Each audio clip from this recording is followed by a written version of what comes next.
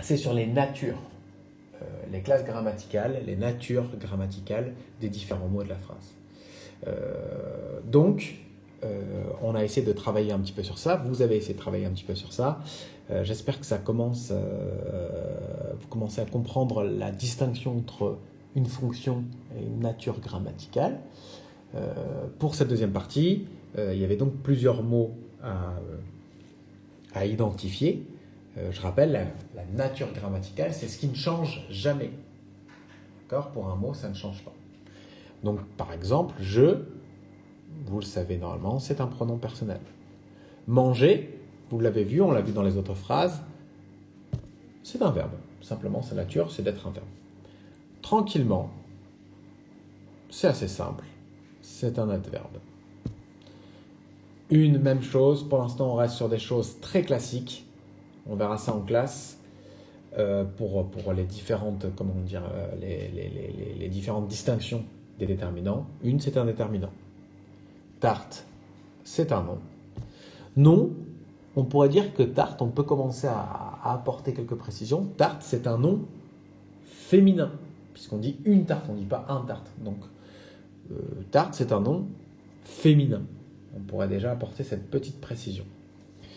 Eau, on l'a vu tout à l'heure, alors on verra que c'est considéré davantage comme un article, comme un déterminant, mais c'est une contraction entre deux choses, entre une préposition à et un article, un déterminant les. Donc là, on le laisse un petit peu de côté pour l'instant. Ça pour l'instant, il ne faut pas commencer à trop être tatillon sur ces choses-là. Donc oh, pour l'instant, vous ne vous en occupez pas. Pomme. Pomme, même chose, c'est un nom. Et si on commence à être de plus en plus précis, on dit un nom. C'est un nom féminin. On est d'accord, puisqu'on dit une pomme, on ne dit pas un pomme. C'est un nom féminin. Et on peut même dire que c'est un nom féminin pluriel dans ce cas-là, puisqu'on a vu qu'on voit que pomme a un S. Donc nom féminin pluriel. Dans, c'est une préposition. Ça, malheureusement, il n'y a pas d'astuce pour pouvoir le trouver, il faut le savoir. Mon, même chose, c'est un déterminant. Lit, c'est un nom. Et si on commence à préciser les choses, on va dire que lit, c'est un nom masculin, mais cette fois-ci, c'est singulier, il n'est pas au pluriel. Donc c'est un nom masculin, puisqu'on dit un lit, un nom masculin, singulier, il n'est pas au pluriel. Alors quand c'est un petit peu problématique aussi, on va le laisser de côté, puisque quand ça fait partie de ces rares mots qui peuvent avoir une nature qui varie, alors que je vous ai dit tout le contraire. Donc quand ça peut être un adverbe, quand on pose la question quand est-ce que je vais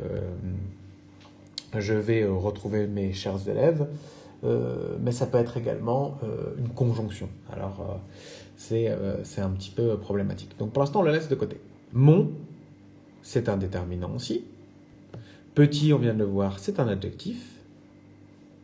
Frère, même chose, on l'a vu, c'est un nom.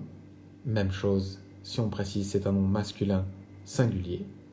Et a surgi, là, effectivement, sans doute que certains d'entre vous ont mis verbe, mais on peut aussi être plus précis en disant que a, je vais mettre une petite flèche, c'est un auxiliaire, en l'occurrence c'est l'auxiliaire avoir, et surgi, c'est ce qu'on appelle un participe passé. Voilà pour l'ensemble des natures. Ça fait une vidéo de correction assez longue, j'en suis largement conscient. Il faut essayer d'apprendre ces petites choses pour que vous soyez le plus à l'aise possible. Vraiment, c'est très important. Voilà, bon courage. Il ne reste plus que 2 journées avant les vacances. Vous pourrez vous reposer et vous l'aurez bien mérité.